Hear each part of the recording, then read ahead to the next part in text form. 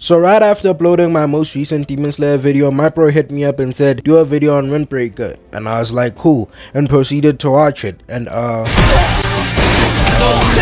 when I see this nigga in person, I'm gonna kiss him on the lips to show him gratitude for putting me on, because Windbreaker is So you start off with this group of niggas surrounding this one chick with the main nigga on some, so are you a squirter or a creamer? You know, do you have a sprinkler or do you have that can of condensed milk? And I'm watching this thinking to myself, this isn't how you approach the hoes. You're petrifying the maidens. And from the looks of it, the protagonist was on the same wavelength as me and called him out for his bullshit. Said, call it raps, my G. Go back home and tell your mother she raised a fool. Clearly he didn't take that comment well, so he swings at the boy and he effortlessly weaves. And this nigga responds by doing him the worst way.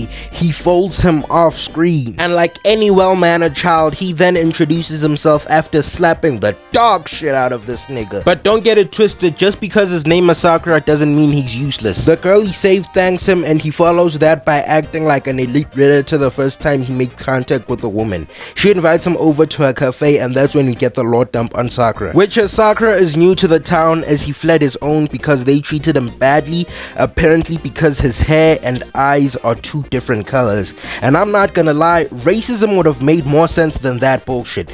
The niggas in your town just sound like top tier assholes, one of a kind dickheads. So because of that, he always acts out and gets himself caught up in fights because there's no discrimination in a fight. Only thing that matters is who comes out on top, aka the strongest one. And that's why he chose to enroll at Furin. Apparently it's a school filled with Hall of Fame trash outs, elite menaces, potential threats to society, and he intends to fight his way to the top spot there. Shortly right after leaving the cafe, he meets up with the niggas from earlier on and they start clowning, bro. And that was reason enough for him to get back to fighting. He hits him with the most diabolical punch to the face, and I must say, he's lucky if his teeth are still intact after that. Sakura charges in for the rest of the squad, and every move he makes from here on is powered by disrespect.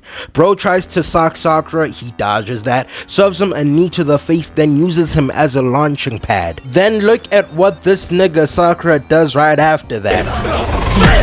Nah, dog. That nigga's gonna be breathing through a tube from here onwards, because there is no way this nigga's face isn't smashed in. Worst part is after landing that shit, he flexes on this nigga by sliding across the street. Broski, if someone did this to me and it was caught on camera, consider me a nocturnal creature from here on, because you will never see me in the light of day. And he doesn't stop there though. Broski tries to close in on him, but he maintains social distancing, then goes in to tap him on his head top. And bruh, this nigga Sakura must have a form of a spidey sense, because the way he was ducking and dodging these attacks, these aren't regular human speeds. Look at this shit. Not only that, he's moving like Oprah Winfrey with these attacks. Anyone can get a beating. We cut back to the cafe chick and she steps outside because she heard the ruckus, and I got a question for her. Why? Why would you step outside knowing very well that the area you live in is not safe? Do you not have any form of self-preservation? As a result of her stupid ass actions, one of the niggas Sakura was boxing holds her hostage to get him to surrender, but Sakura deals with him swiftly. But Cafe Chick's presence fucked him over because his range was limited now. He couldn't leave an opening for them to attack her, and they took advantage of this as one of those niggas snuck him and stabbed his leg. At this point, shit was looking tragic, but that's when the Furin niggas popped out and they proceed to fuck shit up upon arrival. And that's when the community members stuck their heads out of their windows and started cheering them on some yeah!